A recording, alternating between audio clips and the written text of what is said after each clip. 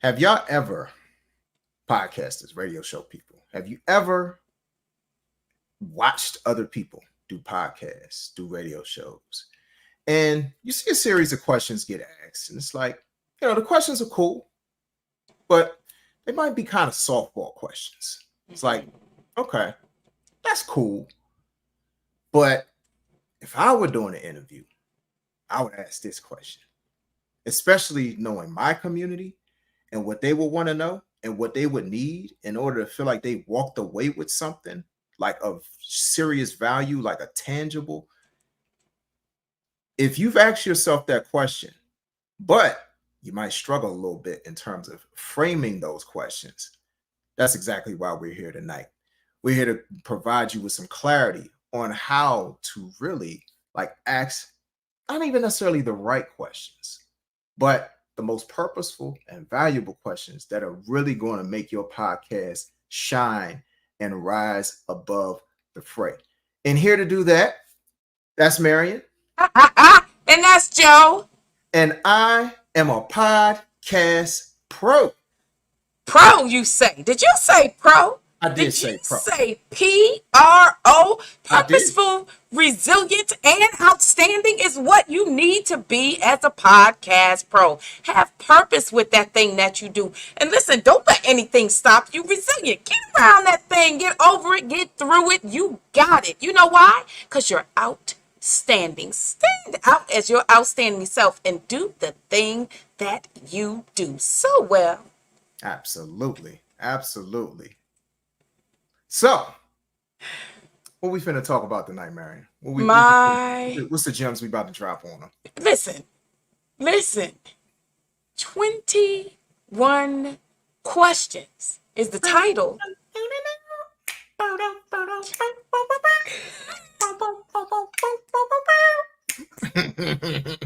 I'm just saying.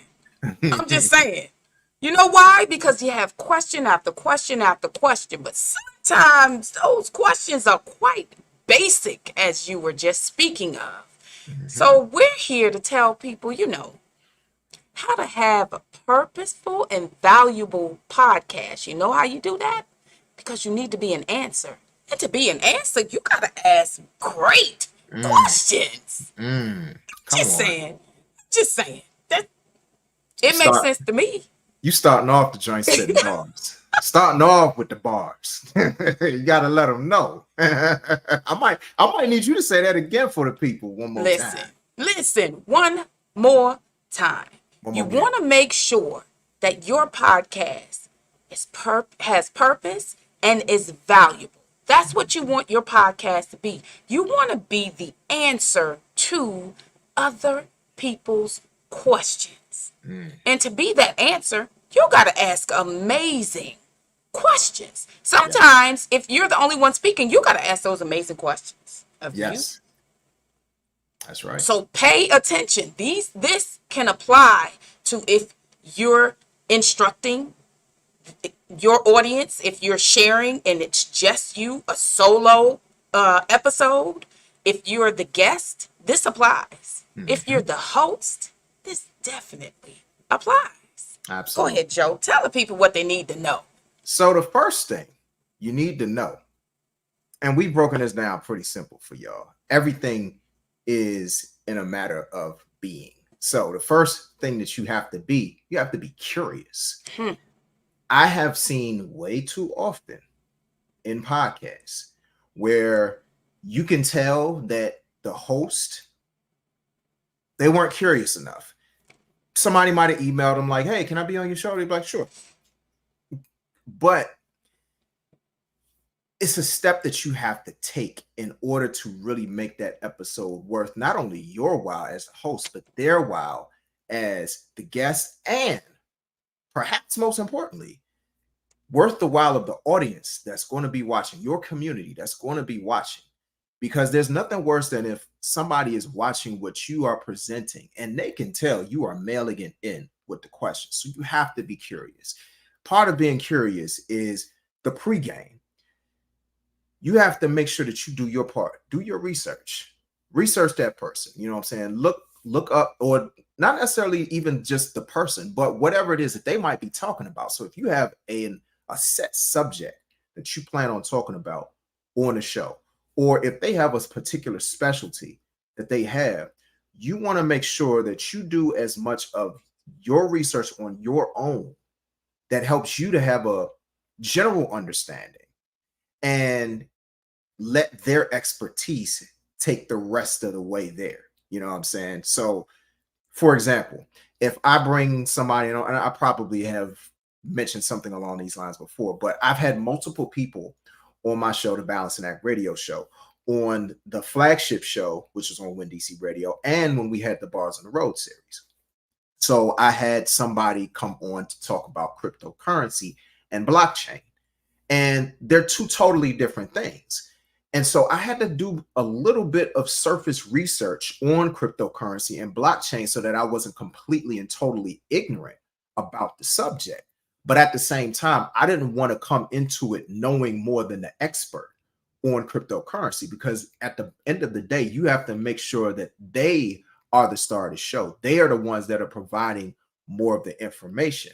But if I do my research, then I can guide my questions a little bit more having done the research. So say if like there might be somebody that has a particular vantage point on cryptocurrency or on blockchain, I can ask that person like, well, what do you think about this perspective?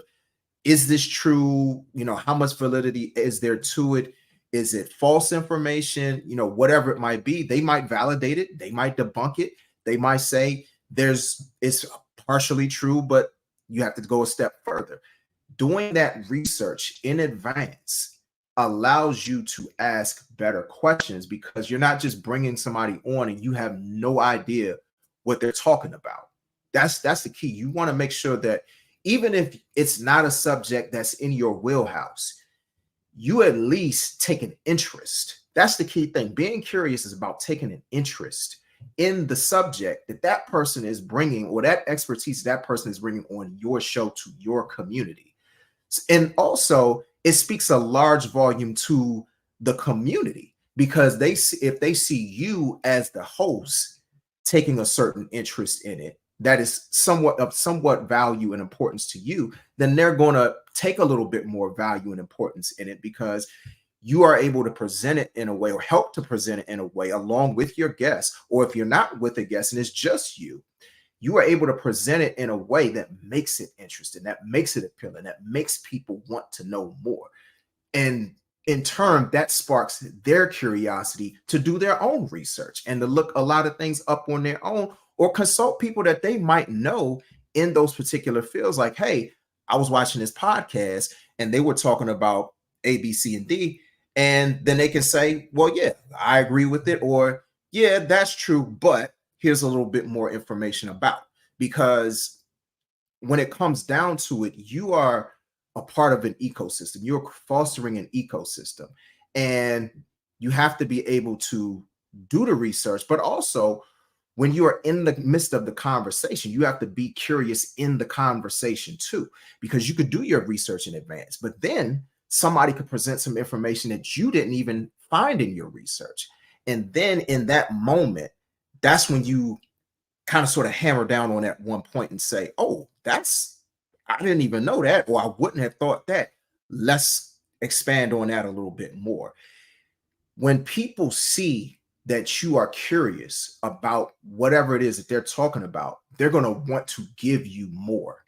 And the questions will just flow, and the conversation will continue to flow from there, because it just feeds off of one another. They're feeding off of your curiosity, and then they're curious in response to what you may know, what you may not know. If you have a setup where like you have people in the audience that are asking questions about things, it just continues to fuel that curiosity. So that's a huge amount of what it takes in order to make sure that you are asking questions that show that you're not just bringing somebody on just for the sake of bringing them on. You're bringing them on because you're actually invested in the information that's being presented, and your community will be even more invested in the information that's being presented. So that's step one of really making your podcast more purposeful and more valuable? What would you say step 2 is, Marion? Step two definitely falls right behind the curious, and something you said in step one. You said that somebody will email you and ask to be on your podcast. I've had people recommend people to be on my podcast. I can honestly say everybody does not get the opportunity to be on my podcast because, number two, that second B, you have to be selective. So, in doing your research about the person, before you say, oh, yeah, you can come on, you might want to look this person up if you're not familiar with who this person is or how they present. If you have a community that you're protecting in a certain way, or you have a community that just your community won't be into this. This is not something that's going to appeal to them in any way. I'm not saying that everything has to be in the same niche. What I'm saying is if you know that this is clearly going to be offensive, I'm finding it extremely offensive, or I'm finding it so far off of what the mission and vision is for my platform that it's not going to work. This is not going to work. So you definitely want to be selective. You want to protect your brand. You want to protect your community. You want to still show up as the person that's bringing value to that community. You want to make sure that everything that you're doing, everybody that you have on, definitely it's purposeful for them to be there and that they have value to bring.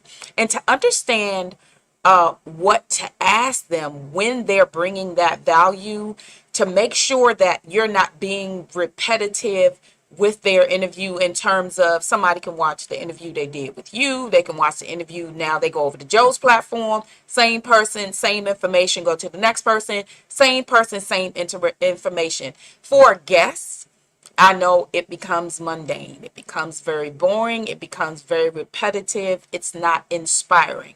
For a host, it becomes very mundane. It becomes very repetitive, not inspiring. You definitely want. So where do you go to find other avenues of questions to ask so that you can be selective with the questions of the people that you've selected to come on your platform, or as a guest, those platforms you've selectively decided to go on to, because every platform is not for everybody. You better know where you just said, sure, I'll do it. Be mindful. Your community is going to show up. And then do you want their community to spill over into your community? Are those people really the people you want to come over? Be selective. So how do you be selective? How can I know, besides watching that their other interviews that they may have done, what if the person has never done an interview? Most people have social media.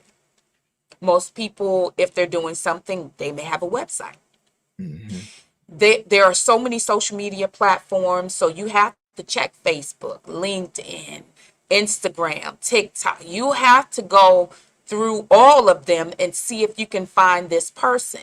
And there's nothing wrong with saying, hey, well, let me check it out. Let me see what you're about. Let me just, you vet who you're going to be a guest for, and vet your guests coming on your platform. You want to vet them. So you can ask, can I get your information? Let me just check you out. And then when you get on social, if they say they've done interviews, sure, let me see. If you can't find it, ask them. Ask. Do not let yes be your first response. Do not be desperate. Because in your desperation, you're going to be out here in these streets and looking foolish, and you don't want that. If you can stop it, if you can get in front of something like that, if me saying and Joe saying what we're saying right now can stop that, take heed of the warning and just know, okay, I'm not going to do that. I'm going to make sure I sit down and I take the time, go to their website, go through their social media, look through other episodes, to see other interviews and other teachings that they may have done. And that's not only going to help you be selective as being them, you appearing or them appearing on your platform or you appearing on their platform. It's also going to help you be selective in that question, because you're going to hear them. Going to someone's social media gives you sound bites Yes. of exactly what they're an authority on. So you're going to know, oh, they know what they're talking about here, and they know what they're talking about here, and they know what they're talking about here. And as Joe just said, sometimes you're going to have to find out more information. But sometimes they may show up and you may know more. You may know more, but that more can give you the edge of, oh, well, I saw all of this on their social media, but I see this component missing. Let me see if I can just have them unpack and see if that's somewhere where there's an open door of opportunity for more valuable information, for the purpose to grow, for why they're even here. I've had interviews transform right before my very eyes. I thought this was the mission. And as they started to speak, it was much bigger than what I had already had in my mind. But because I was, number one, curious, as Joe said, I already started exploring through all the open doors. You have to be selective. We're specifically talking about questions in this episode.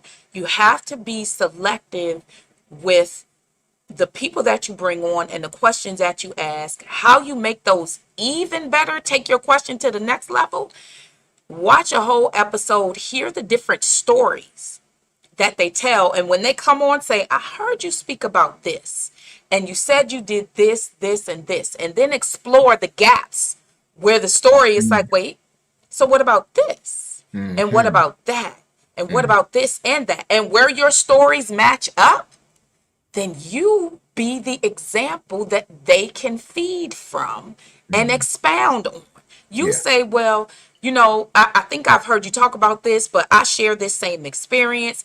This happened, that happened, or as a kid, this was this, or as I grew up, that was that. Whatever that thing is that brings symmetry between the both of you, build that relationship with those shared experiences, because it not only builds the relationship between you and your guests, it builds the relationship also with the audience. It helps the authority be built and your reputation be built, whether you're the guest or it's your platform bringing on guests. You want to make sure that the people have purpose, and value is definitely going to be shared. And how that's done is through amazing questions. Yes. Yes, All right, indeed. Joe, where we going from here? So from here, after you have established curiosity, you are being curious. You are being selective. The final thing that you have to be, once you get into the groove of that conversation, that interview, you got to be efficient. There is nothing worse than watching. It's almost like watching a slow train wreck. And the train is about to hit something or somebody, and you're doing everything you possibly can to just stop it from hitting its target or its unintended target. And it's just like, okay, you're just sitting in the crosshairs of the train, and it's like, I can move, but it's like a deer, frozen when they see headlights. You have to be able to understand how to move a conversation along.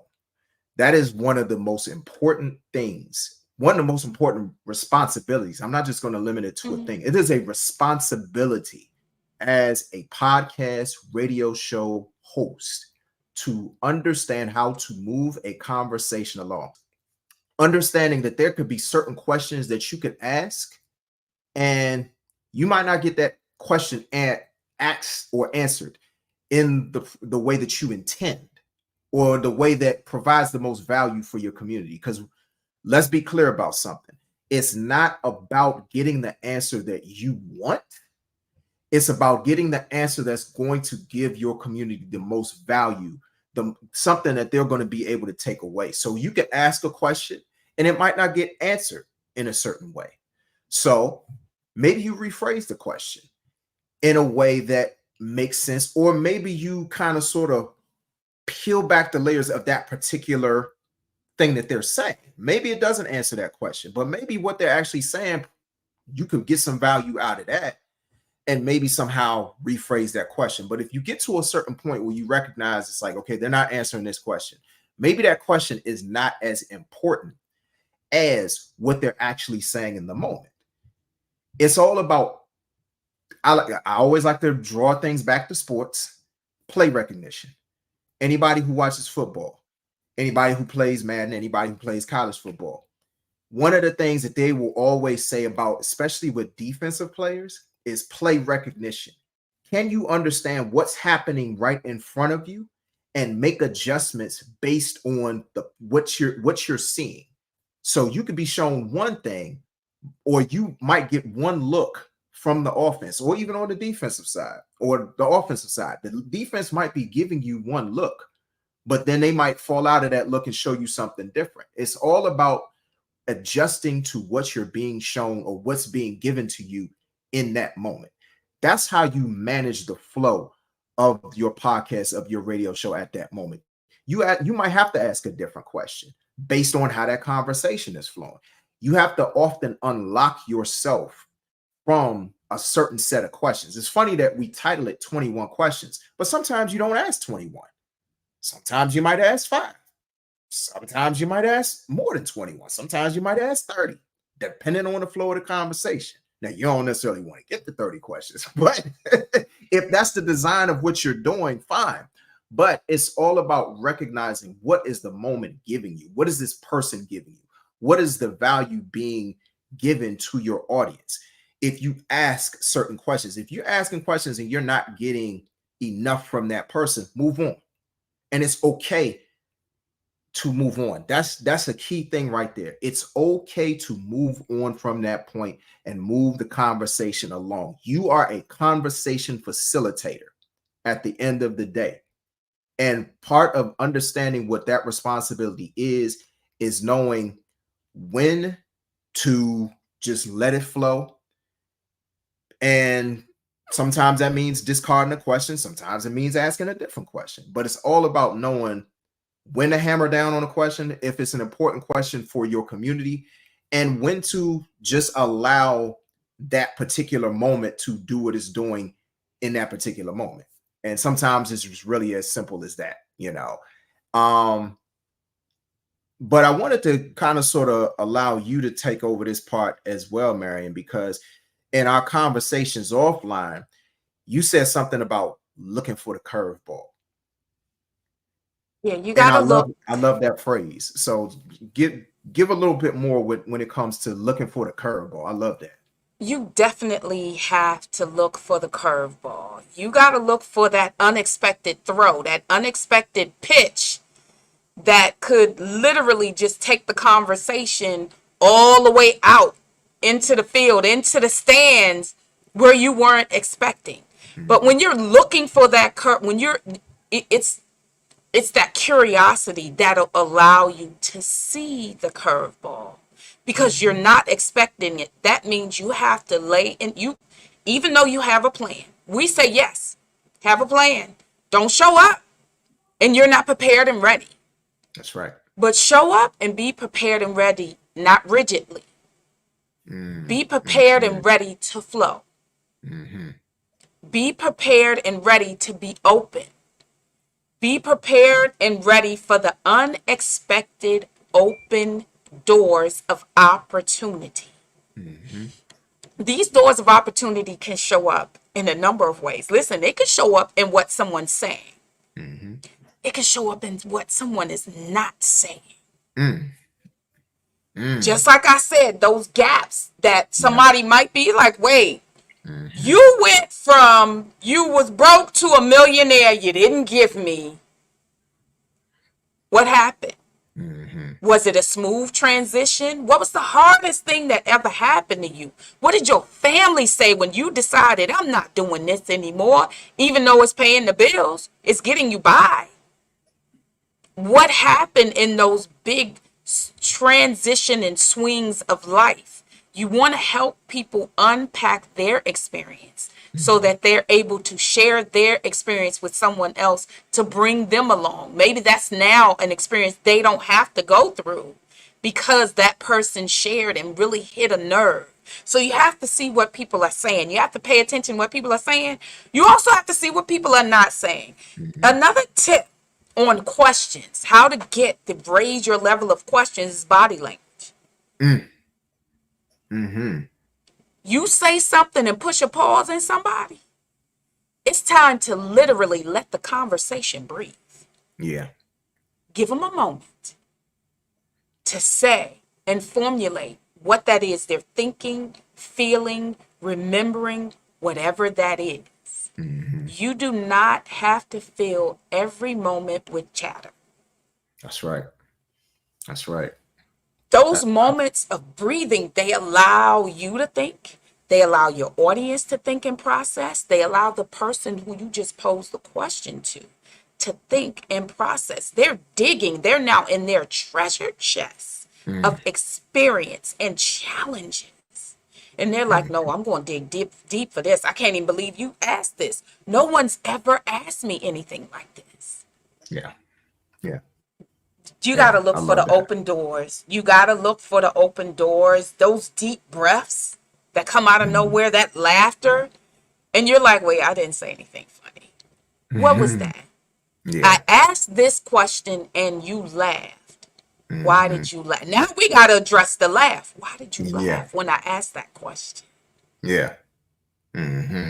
Why did you breathe deeply? What happened to your smile? Or why did you smile? Yeah. Sometimes those questions, they're not on the paper.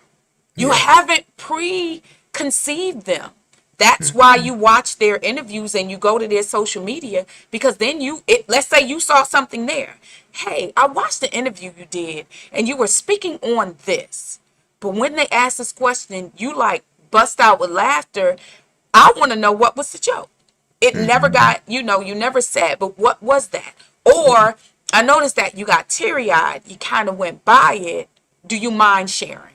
Yeah. Sometimes it's intimate and you want to say, do you mind I think it would be valuable if it's not too much trouble, if you could just expound on, get under there and ask other things that people aren't asking them about. That's going to build a valuable and purposeful interview. Joe, what you think? What's your takeaway for this episode?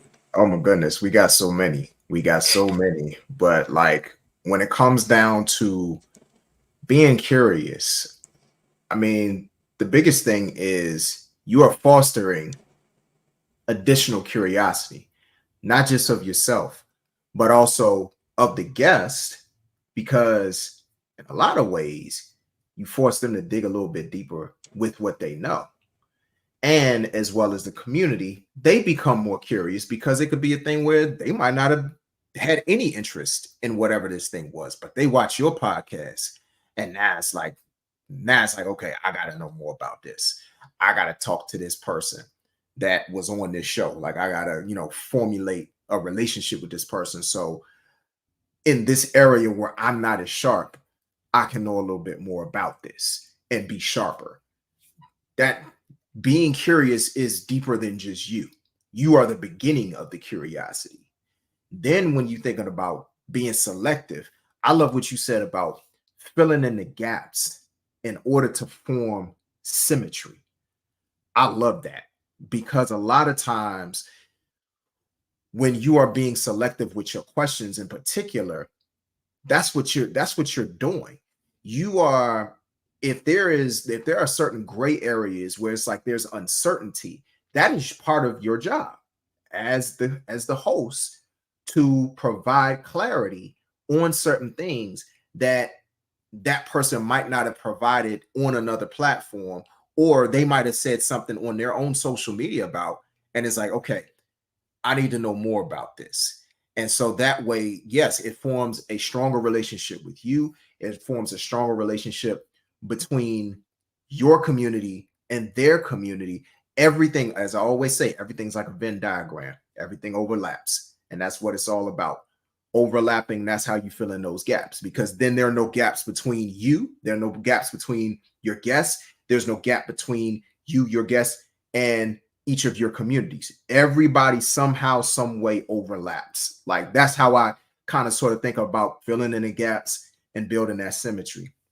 And then in terms of the efficiency, this is something that people don't say, is even in managing the time on your show and making sure you are moving things along in a way that where it flows, part of the flow, it's okay to have moments of pause, moments where you allow things to breathe. That whole let it breathe like idea, I've never heard anybody say that, especially in the context of efficiency.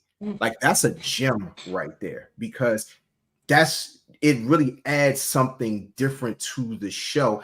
And also the whole thing, like, and I always say this, it was funny, I always say this to my son, like, you don't have to constantly fill the air with talking. You don't have to constantly fill the space with sound. Sometimes the lack of sound adds to the efficiency of how the conversation is flowing, because sometimes you need that. You need those moments to say, okay, I need a breath, I need a moment, I need a breather.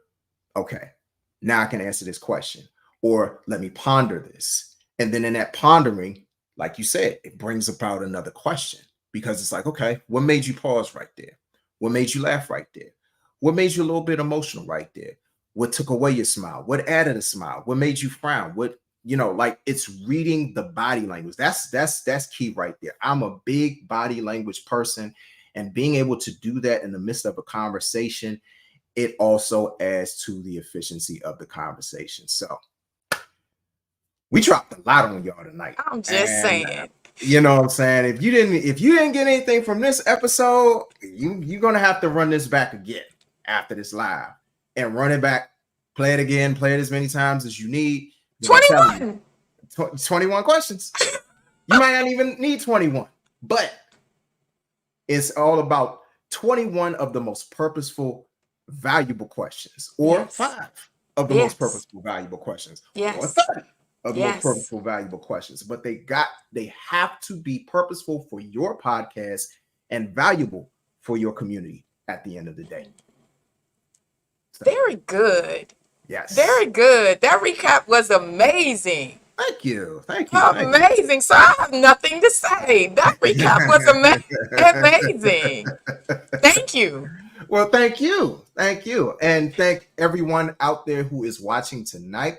We always appreciate you for tuning in. And those who will watch this on the replay, because it doesn't matter whether you watch it live or you watch it on the replay. We just care that you watch it. We care that you get something out of it. So if you are not already following us on social media, we are at I Am a Podcast Pro on Instagram. We have a Facebook community, which is I Am a Podcast Pro with Marion and Joe. Please feel free to join that community. We also have an email address. If you have questions for us, if you have suggestions for future show ideas, or things that you want us to address on our show, please feel free to email us at IamAPodcastPro@gmail.com. Once again, that's IamAPodcastPro@gmail.com. And please, of course, make sure that if you are not already subscribed to this very YouTube channel that you're watching right now, please make sure that you do so. Like this video, comment on this video, share this video, spread the wealth, because we're not holding this information to ourselves. That's why we're on here sharing it with you, because these are the tools to make sure that you can say to yourself and to everybody else, I am a podcast pro. And what does that pro stand for? Break it down for one time. Pro, you saying PRO? Is that what you said? PRO. You said PRO. P, purposeful in everything that you do. Make sure it has a purpose. If it doesn't, let it go. Are resilient as those challenges and obstacles, and you're sitting there, you're like, oh my goodness, what do I ask next? What do I ask next? Well, if you prepare with everything we just talked, it's going to be so much more easier. So be resilient, prepare, be ready. And then be ready for the unexpected. My goodness, because you know why? Because you're outstanding. Stand out as your amazing self, and we can't wait to see you. Listen, if you started a podcast, please go in the comments. Let us know. We'd love to come and support. I'm just saying. Because Yes. what? I am a podcast pro, and you could say that yourself. That's right. That's right. So we thank y'all so much for watching tonight. We will see y'all next week. Same bat time, same bat station. That's what I'm talking. You got it. Go get it.